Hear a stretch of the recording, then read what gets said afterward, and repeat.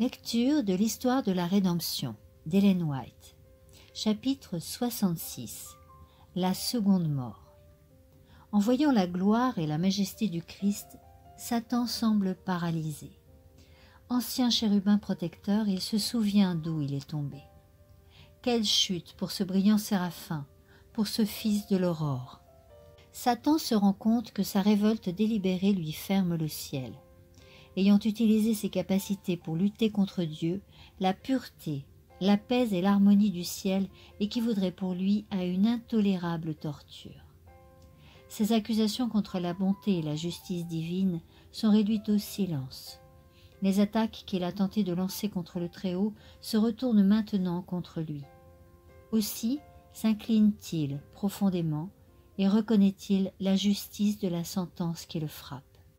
Toutes les questions concernant la vérité et l'erreur qui ont été soulevées au cours de la tragédie des siècles sont désormais tranchées. La justice de Dieu est pleinement manifestée. Le grand sacrifice consenti par le Père et le Fils en faveur de l'homme apparaît clairement aux yeux du monde entier.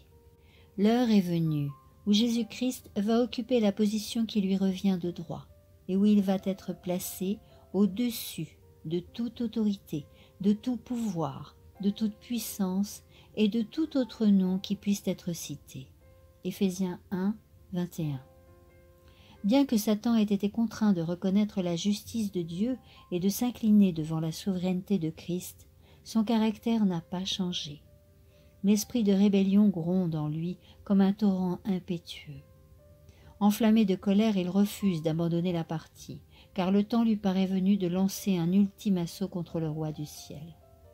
Se précipitant au milieu de ses sujets, il s'efforce de leur inspirer sa fureur et de les pousser à s'engager aussitôt dans la bataille.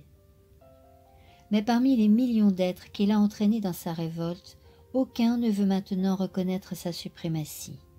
Il est dépossédé de son pouvoir. Les méchants nourrissent contre Dieu la même haine que celle qui anime le grand adversaire, mais ils se rendent compte que leur cause est désespérée et qu'ils ne peuvent l'emporter sur lui. Leur rage se tourne alors contre Satan et contre ceux qui l'ont aidé à les tromper. Avec une fureur démoniaque, ils s'en prennent à eux, et il s'ensuit une scène de combat universel.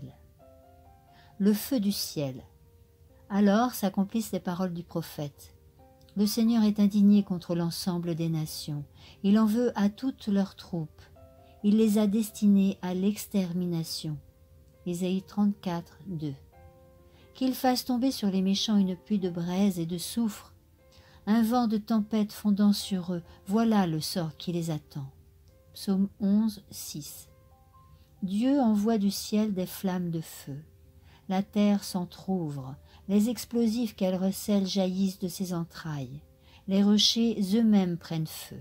Le jour est venu, semblable à une fournaise ardente. Malachie 4, 1. Les éléments embrasés se dissoudront, et la terre avec les œuvres qu'elle renferme sera consumée. 2 Pierre 3, 10. Le feu de Tophet est préparé pour le roi, le chef de la rébellion.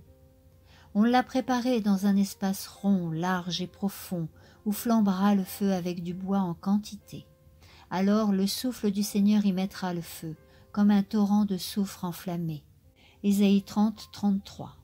La surface de la terre ressemble à une masse de métal en fusion, à un immense lac de feu bouillonnant. Ce sera l'heure du jugement et de la ruine des hommes impies. Pour le Seigneur, c'est en effet le jour de la revanche. Pour le défenseur de Sion, c'est l'année du règlement des comptes. Ésaïe 34, 8. Les réprouvés reçoivent leur rétribution sur la terre. Ce jour-là, les arrogants et les malfaiteurs seront brûlés comme de la paille. Malachie 4, 1. Les uns périssent en un instant, tandis que d'autres souffrent durant plusieurs jours. Chacun est rétribué selon ses œuvres. Les péchés des justes ont été transférés sur Satan, l'instigateur du mal qui doit purger leur peine. Le diable doit donc souffrir non seulement pour sa propre rébellion, mais aussi pour tous les péchés qu'il a fait commettre aux membres du peuple de Dieu. Son châtiment sera beaucoup plus sévère que celui de ses victimes. Une fois que tous ceux qui seront perdus à cause de cette tromperie auront péri, il continuera à vivre et à souffrir. Mais finalement, Tous les méchants seront détruits, racines et rameaux. Satan est la racine, ses disciples sont les rameaux.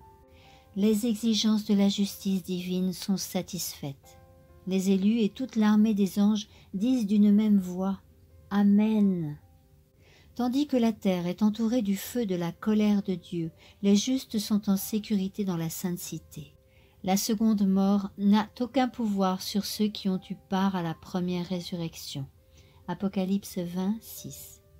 Le Seigneur, qui est un feu consumant pour les réprouvés, est pour son peuple un soleil et un bouclier. Psaume 84, 12. Suite de la lecture au chapitre 67, dans le prochain audio.